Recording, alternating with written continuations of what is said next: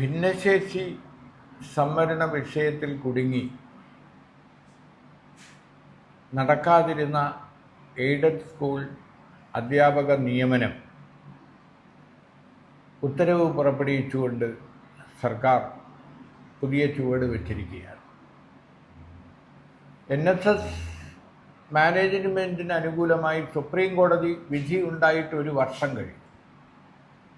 അപ്പോൾ സുപ്രീം കോടതി വിധി ഒരു മാനേജ്മെൻറ്റിന് അനുകൂലമായി വന്ന സ്ഥിതിക്ക് അത് ലാൻഡ് എന്ന നിലയിൽ സമാനമായ വിഷയങ്ങളിൽ അത് ആപ്ലിക്കബിൾ ആയിരുന്നു. ഇങ്ങനെ നിയമന നിരോധനം ഏർപ്പെടുത്തിയത് 2018 മുതൽ 26 വരെ 4,00,000-ലേറെ, കൃത്യമായി പറഞ്ഞാൽ 26,000-ഓളം അധ്യാപകരുടെ നിയമനങ്ങളാണ് തടസ്സപ്പെടുത്തിയത്. അപ്പോൾ NSSന്റെ നിയന്ത്രണത്തിലുള്ള സ്കൂളുകളിൽ ഭിന്നശേഷി സംവരണ നിയമം കാരണം തടസ്സപ്പെട്ട് കിടന്ന നിയമനങ്ങളെല്ലാം തന്നെ 1 കൊല്ലം മുമ്പ് തന്നെ നടത്തി. പലവട്ടം സഭകളും മറ്റ് സ്വകാര്യ മാനേജ്മെൻറ്റുകളും എല്ലാം ആവശ്യപ്പെട്ടെങ്കിലും സർക്കാർ വഴങ്ങിയില്ല. സർക്കാർ പറഞ്ഞ ന്യായം അഡ്വക്കേറ്റ് ജനറലും മുതിർന്ന അഭിഭാഷകരും സുപ്രീം കോടതി വിധി NSSന് മാത്രം ബാധകമാണെന്നും മറ്റ് മാനേജ്മെൻറ്റുകൾ പ്രത്യേകം വിധി സുപ്രീം കോടതിയിൽ നിന്ന് വാങ്ങണമെന്നുമായിരുന്നു. എന്നാൽ ഇപ്പോൾ തെരഞ്ഞെടുപ്പ് പടിവാതിൽക്കലെത്തിയപ്പോൾ അഡ്വക്കേറ്റ് ജനറലിൻ്റെ നിയമോപദേശം അനുകൂലമായി, മുതിർന്ന അഭിഭാഷകർ അനുകൂലമായി ഉപദേശം നൽകി.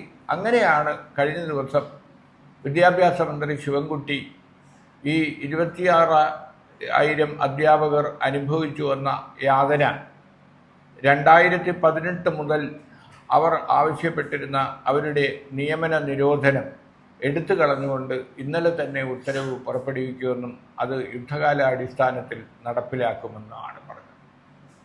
അപ്പോൾ എന്തുകൊണ്ടാണ് 1 കൊല്ലം മുമ്പ് സുപ്രീം കോടതി വിധി അനുകൂലമായി വന്നപ്പോൾ NSSന് അനുകൂലമായി നിലപാടെടുത്ത സർക്കാർ ക്രൈസ്തവ മാനേജ്മെൻറ്റുകളുടെയും മറ്റ് മാനേജ്മെൻറ്റുകളുടെയും ഈ ഭിന്നശേഷി സംവരണ മൂലം തടസ്സപ്പെട്ട് കിടന്ന തസ്തികകളിലെ നിയമനം, ആ നിരോധനം എന്തുകൊണ്ട് എടുത്തു കളഞ്ഞില്ല എന്നത് വലിയ ചോദ്യമാണ്.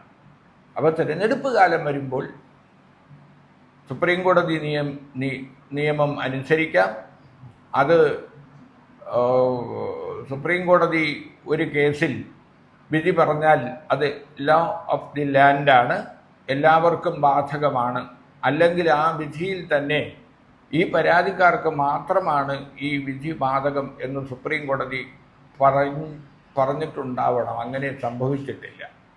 എന്തായാലും തെരഞ്ഞെടുപ്പ് കാലത്തെങ്കിലും സർക്കാർ കണ്ണു തുറന്നത് കാരണം 10,000-കണക്കിന് അധ്യാപകരുടെ കുടുംബങ്ങൾ നിയമനം കിട്ടാതെ പെരുവഴിയിലായ, വേതനം കിട്ടാതെ പെരുവഴിയിലായ 10,000-കണക്കിന് അധ്യാപകരുടെ സ്വപ്നങ്ങൾ അതാണ് യാഥാർത്ഥ്യമായി.